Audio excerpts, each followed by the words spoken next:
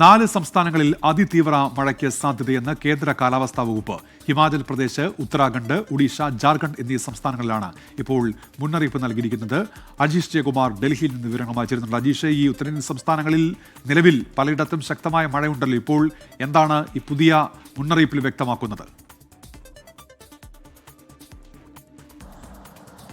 ഉന്മേഷ്, ഏറ്റവും ഒടുവിലായി വരുന്ന മുന്നറിയിപ്പ് എന്ന് പറയുന്നത് 4 സംസ്ഥാനങ്ങളിൽ റെഡ് അലേർട്ട് പ്രഖ്യാപിച്ചു എന്നുള്ളതാണ്. ഹിമാചൽ പ്രദേശ്, ഉത്തരാഖണ്ഡ്, ഒഡീഷ, ജാർഖണ്ഡ് ഈ സംസ്ഥാനങ്ങളിലാണ് ഇപ്പോൾ മുന്നറിയിപ്പുള്ളത്.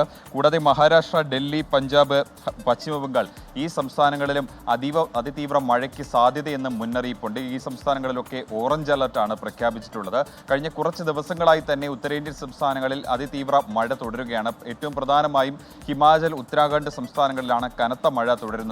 ഉത്തരാഖണ്ഡിൽ ഇന്നലെ മേഘവിസ്ഫോടനം ഉണ്ടായി, പലയിടത്തും മണ്ണിടിച്ചിലുണ്ടായിരുന്നു. പ്രധാനമായും സിലായ് ബന്ദിൽ അവിടെ മണ്ണിടിച്ചിലുണ്ടായി. ഒരു ലേബർ ക്യാമ്പിലെ താമസിച്ചിരുന്ന 29 തൊഴിലാളികളെ കാണാതായിരുന്നു. അതിൽ 20 പേരെ രക്ഷപ്പെടുത്തിയിരുന്നു ദുരന്ത നിവാരണ സേന. 9 പേർക്കായുള്ള തെരച്ചിൽ രാവിലെ മുതൽ തുടങ്ങിയിരുന്നു. അതിൽ 2 പേരുടെ മൃതദേഹം കിട്ടി എന്നുള്ളതാണ് ഏറ്റവും പ്രധാനപ്പെട്ട കാര്യം. ഇനി 7 പേരെയാണ് കണ്ടെത്താനുള്ളത്. മാത്രമല്ല, ജാർഖണ്ഡിലെ പല സ്ഥലങ്ങളിലും വെള്ളക്കെട്ട് ഉണ്ടായിട്ടുണ്ട്. അവിടെ ഒരു സ്കൂളിൽ, അത് വെള്ളക്കെട്ട് കാരണം ഒറ്റപ്പെട്ടു പോയ ഒരു സ്കൂളിലെ അകപ്പെട്ടു പോയ വിദ്യാർത്ഥികളെ ഇപ്പോൾ ദുരന്ത നിവാരണ സേന രക്ഷപ്പെടുത്തിയിട്ടുണ്ട്. 168 വിദ്യാർത്ഥികളാണ് അവിടെ ഒറ്റപ്പെട്ടു പോയത്. അങ്ങനെ ഉത്തരേന്ത്യൻ സംസ്ഥാനങ്ങളിൽ പലയിടത്തും വ്യാപകമായിട്ടുള്ള നാശനഷ്ടം ഉണ്ടായിട്ടുണ്ട്. ഹിമാചലിലും ഉത്തരാഖണ്ഡിലും തന്നെ പല ദേശീയപാതകളിലേക്ക് മണ്ണിടിഞ്ഞു വീണു. അവിടെയൊക്കെ ഗതാഗതം ഇപ്പോഴും തടസ്സപ്പെട്ടിരിക്കുകയാണ്. അതെല്ലാം പുനഃസ്ഥാപിക്കാനുള്ള ശ്രമങ്ങൾ നടന്നു വരികയാണ്.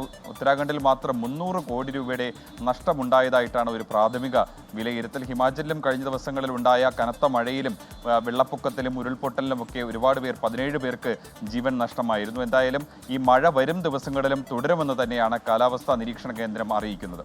ശരി, അജീഷ് ജയകുമാറാണ് വിവരങ്ങൾ നൽകിയത്.